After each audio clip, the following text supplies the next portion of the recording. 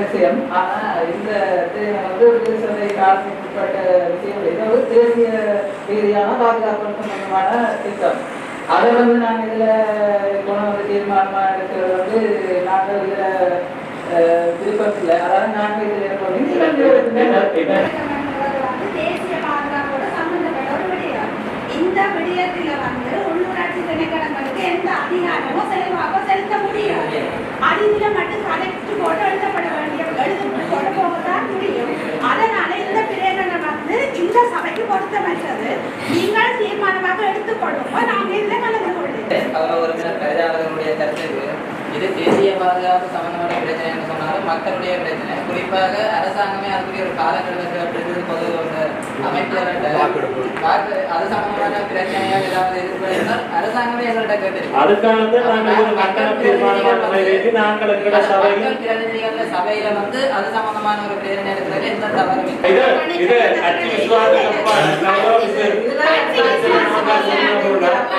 கட்சி விசுவாசம் இல்ல. கட்சி தலைமையில அழுத்தத்தின் பேரால கொண்டு வர பிரேரணைக்கெல்லாம் அதுக்கு இல்ல. எங்களை நிம்மதியாக நீங்கள் வாழ விடுங்கள். நாளைக்கு நாங்கள் சாத்திய வழியிலே போராடுகின்றோம் என்றால் எங்களை கைது செய்து சிறையில் வைப்பதற்கான ஒரு ஒத்திகையாகவே இந்த புதிய பயங்கரவாத திருத்தச் சட்டம் அமைகின்றது. பிடிஏ பயங்கரவாத தடை சட்டத்தை முற்றாக நீக்குவதுடன் தற்பொழுது புதிதாக பொறுப்பேற்றுகின்ற அரசாங்கம் கொண்டு வருகின்ற பயங்கரவாதத்திலிருந்து அரசை பாதுகாக்கின்ற சட்ட மூலத்தை முன்மொழிந்திருக்கின்றார்கள். முதலிருக்கின்ற பிடிஏ முற்றாக நீக்கப்படுவதுடன் புதிதாக கொண்டு வரப்படுகின்ற சட்ட மூலம் சட்டமாக்கப்படுவதற்கு முன்னால் அது வாபஸ் பெறப்பட வேண்டும் என்பதை நான் குறிப்பிடுகின்றேன். கடந்த 45 ஆண்டுகளாக இலங்கையிலே நடைமுறையில் இருந்த இந்த பிடிஏ என்கின்ற சட்டத்தினூடாக இலங்கையில் வாழ்கின்ற எல்லா மக்களையும் பாதித்திருக்கின்றது. குறிப்பாக சிறுபான்மை மக்களாகிய தமிழர்களை சிறையில் வாழ வைத்திருக்கின்றது, காணாமலாக்கப்பட வைத்திருக்கின்றது. எங்களுடைய மக்களை பெரிய சீரழிவுக்கு உட்படுத்தி இருக்கின்ற சட்டம் இந்த சட்டம். எனவே இந்த சட்டம் நல்லாட்சி அரசாங்கம் காலத்தில் இருந்தது. தற்பொழுது இந்த காலத்தில் இந்த புதிதாக பொறுப்பேற்றிருக்கிற இந்த அரசாங்கம் என்ன சொல்கிறது என்று சொன்னால், கடந்த காலங்களிலே எங்கள் தமிழரசு கட்சி எடுத்த இந்த பிடிஏக்கு எதிராக எங்களுக்கு பின்னால் திரிந்து இதை இல்லாமல் செய்வோம் என்றவர்கள் தற்பொழுது ஆட்சியில் இருக்கின்றார்கள். அவர்கள் இதை நடைமுறைப்படுத்த ஒழிப்பதற்கு பின்னிக்கதை காணக்கூடியதாக இருக்கின்றது. எனவே அடக்குமுறையை நுட்ப முறையிலே கொண்டு வருவதற்காக, நுட்பமான முறையிலே மக்களை அடக்குவதற்காக, ஜனநாயகத்தை வலுப்படுத்துவதற்கு பதிலாக ஜனநாயகத்தை இல்லாதொழிக்கின்ற செயலை இந்த சட்டம் செய்கின்றது. எனவே இந்த சட்டமானது அரசாங்கத்துக்கு எதிராக ஒரு அமைதியான போராட்டத்தை கூட பயங்கரவாதமாக காட்டக்கூடிய சட்டமாக இருக்கின்றது. அதாவது ஒரு குற்ற பிரேரணை இல்லாமல் ஒரு சந்தேக நபரை கைது செய்யக்கூடிய அதிகாரம் இருக்கின்றது. குறிப்பாக போலீசார் மட்டுமன்று இராணுவமும் ஊர்காவல் படையினர் கூடிய ஒருவரை கைது செய்யக்கூடிய அதிகாரம் இந்த சட்டத்திலே வழங்கப்பட்டிருக்கின்றது. அதை விட முழுக்க முழுக்க அரசாங்கத்தையும் அரசுக்கு ஆட்சியில் இருக்கிற ஆட்சியாளர்களை பாதுகாக்கின்ற சட்டமாக இருக்கின்றது. குறிப்பாக இந்த சட்டத்தினூடாக சிவிலியன்கள் பொதுமக்களை பாதிக்கின்றது, ஊடகவியலாளர்களை பாதிக்கின்றது. அது மட்டுமல்ல, தொழிற்சங்கங்களை கட்டுப்படுத்துகின்றது. போராட்டம் செய்ய முடியாது. நான் இதில் கருத்து சட்டம் நடைமுறைப்படுத்தப்பட்டால் இந்த கருத்து கூடி அரசாங்கத்தை எதிராக சொல்லிவிட்டு கைது செய்யப்படலாம். கைது செய்யப்பட்ட தண்டனை வேறு 15 வருடங்கள் வெளியில் வர முடியாத சட்டமாக இருக்கின்றது. எனவே இது மிக பாரதூரமானது. சிறுபான்மை மக்கள் குறிப்பாக கூடுதலாக பாதிக்கப்படுவார்கள். ஆனால் பெரும்பான்மை மக்களும் பாதிக்கப்படுது. அரசாங்கம் தன்னை ஒரு தனிக்கட்சியாக உருவாக்குவதற்குரிய திட்டமாக நான் பார்க்கின்றேன். இதை ஒரு பன்மைத்துவ சமூகம் வாழுகின்ற இந்த நாட்டிலே தன்னுடைய தனிக்கட்சியை வளர்ப்பதற்காக மற்றவர்களை அடக்குகின்றதாக அரசாங்கம் கையில் எடுத்திருக்கின்ற இந்த திட்டத்தை முற்றுமுழுதாக நாங்கள் கட்சி பேதம் இல்லாமல் நாங்கள் தமிழர்கள் சிறுபான்மை மக்கள் இந்த நாட்டினுடைய எங்களுடைய உரிமைக்காக நாங்கள் அனைவரும் செய்திருக்க வேண்டும். 46 வருடங்களுக்கு முன்பு தற்காலிக ஏற்பாடாக நடைமுறைக்கு வந்த பயங்கரவாத தடை சட்டம் தமிழ் மக்களினுடைய விடுதலை போராட்டத்தை நசுத்தவே கொண்டு வரப்பட்டது. இச்சட்டத்தை பயன்படுத்தி ஆயிரக்கணக்கான இளைஞர் யுவதிகள் கைது செய்யப்பட்டு சித்திரவதைக்குள்ளாக்கப்பட்டுள்ளதுடன் பல 100 பேர் கொல்லப்பட்டனர். ஆட்சிக்கு வந்த அடுத்த நிமிடமே இச்சட்டம் நீக்கப்படும் என தற்போதைய ஜனாதிபதி இலங்கை மக்களுக்கு வழங்கியுள்ளார். ஆனாலும் தற்போது பயங்கரவாத தடை சட்டத்திற்கு பதிலாக அதைவிட மோசமான அரசை பாதுகாக்கும் பயங்கரவாத எதிர்ப்பு சட்டம் எனும் ஒன்றை கொண்டு வருவதற்கான நடவடிக்கைகள் மேற்கொள்ளப்பட்டு வருகிறது. அனைத்து மனித உரிமை அமைப்புகள் கண்டிக்கின்ற பயங்கரவாத தடை சட்டம் இல்லாவிக்கப்பட வேண்டும் எனவும் அதற்கு பிரதியீடாக எவ்வித சட்டமும் இந்த நாட்டுக்கு கொண்டு வர தேவையில்லை எனவும் இந்த சபையிலே பிரேரணையாக முன்வைக்கிறேன். அத்தோடு இங்கே இங்கிருக்கின்ற அனைத்து உறுப்பினர்களும் இதனை வேகமாக இதனை ஆதரிக்க வேண்டும். காரணம் பயங்கரவாத தடை சட்டத்தினால் தேசிய மக்கள் சக்தியினுடைய அங்கத்துவ கட்சியான ஜனதா விமுக்தி பெரமுன கூட பல்லாயிரக்கணக்கான இளைஞர்கள் அதில் பாதிக்கப்பட்டிருக்கிறார்கள். நீங்கள் உங்களுடைய கட்சியினுடைய விசுவாசத்திற்காக இந்த பேரணியை நீங்களும் ஆதரிக்க வேண்டும் என கேட்டுக்கொள்கிறீர்கள். நல்ல விஷயம். ஆனா இந்த வந்து சந்தை காலத்துக்கு உட்பட்ட விஷயம் இது வந்து தேசிய ரீதியான பாதுகாப்பு சம்பந்தமான திட்டம். அதை வந்து நாங்கள் இதுல கொண்டு வந்து தீர்மானமா இருக்கிறது வந்து நாங்கள் இதுல விருப்பம் இல்லை. அதாவது நாங்கள் இதை நாங்கள் கண்டன தீர்மானமாக எடுக்கலாம். நாங்கள் தீர்மானம் நிறைவேற்றப்பட்டால் இது ஒரு கண்டன தீர்மானமாக, இது எங்கெல்லாம் உடன்படாத தீர்மானமாக எடுக்கலாம். இது ஒரு கண்டன தீர்மானமாக இது பாவங்களோடு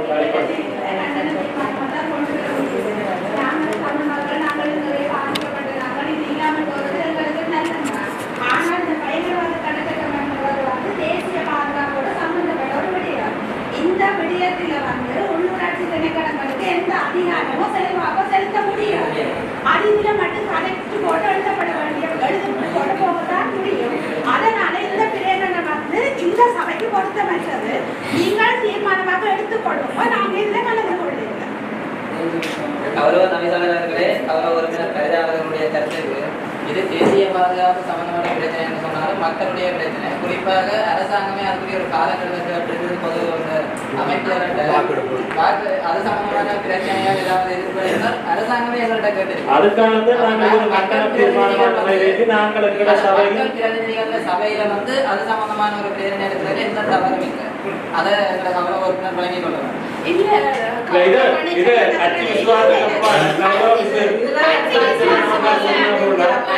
கட்சி விசுவாசம் இல்ல, கட்சி தலைமையில அழுத்தத்தின் பேரால கொண்டு வர பிரேரணைக்கு எல்லாம் அதுக்கு இல்ல.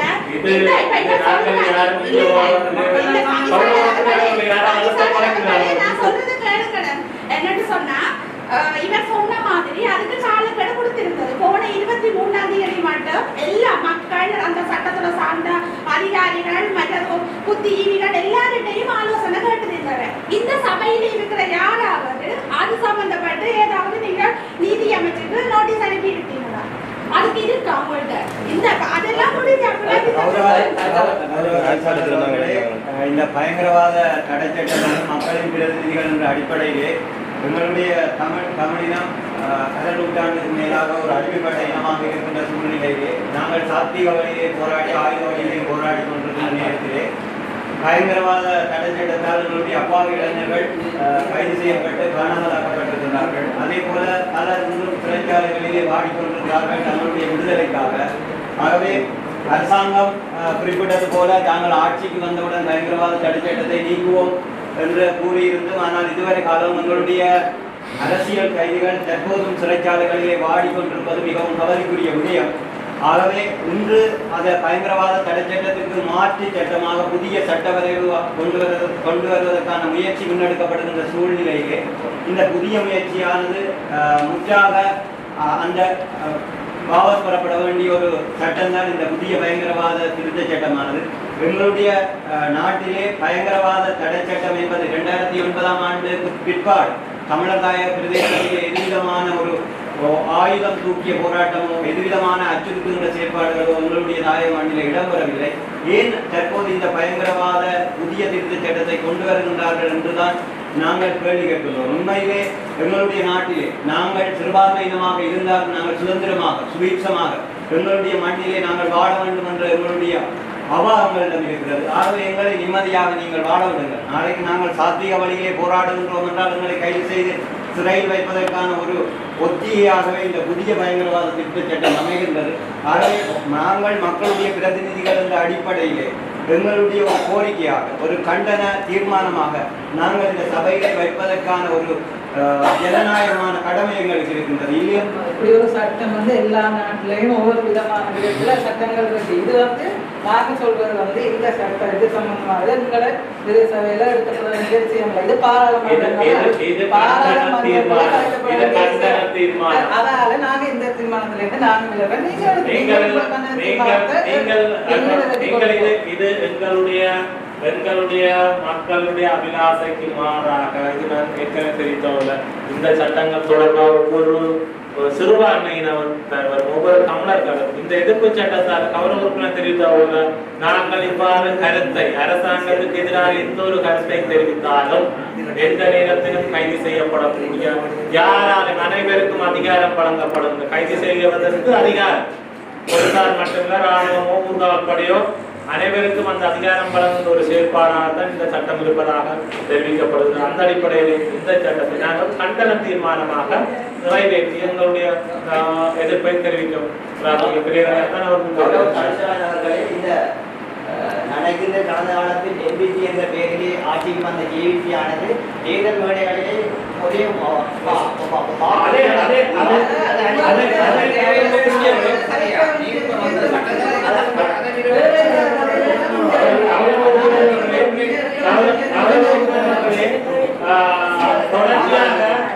அவர்கள் தேர்தல் காலத்திலே நீக்குவோம் அதொரு நாடகம்.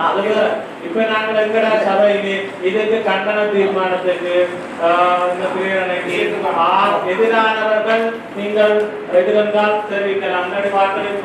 நீங்கள் ஆதரவு கேட்பதுன்னா சொல்லலாம். இல்லாத ஆதரவு நாங்கள் கையை கேட்டுக்கணும். கொஞ்சம் ஆதரவுண்டாக்க கையை எடுக்கணும். இந்த பிரேரணை இந்த கண்டன தீர்மானம் நிறைவேற்றுவதற்கு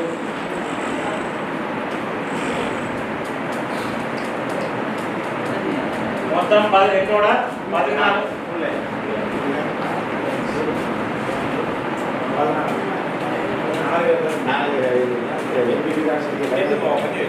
மொத்தமாக 15 பேர் 20 பேர் என்னுடைய சபையிலே மொத்த உறுப்பினர்கள். அதிலே ஒருவர் தினம் சபைக்கு சமூகம் தரவில்லை.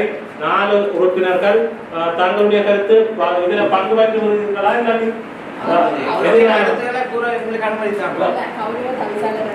பயங்கரவாத தடை சட்டம் இல்லாம போறது எங்களுக்கும் நான் சொல்ல வர்றது இந்த சபைக்கு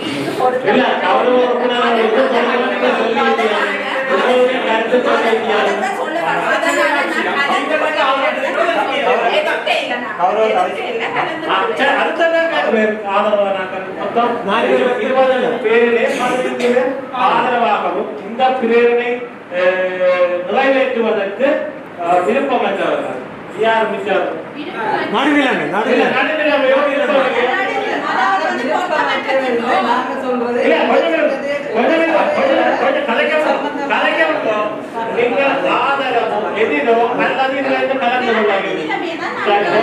மொத்தம் 15 பேர் 20 பேர் உள்ள சபையிலே 18 பேர் கண்டன தீர்மானத்துக்கு ஆதரவாகவும் ஒருவர் இந்த 4 பேர் வாக்கெடுப்பில் இந்த இதிலே கலந்து கொள்ளவில்லை என தெரிவித்திருக்கின்றார்கள். ஒருவர் வருகிறதுனால இது தீர்மானமாக பெரும்பான்மையாக கண்டனத்தில்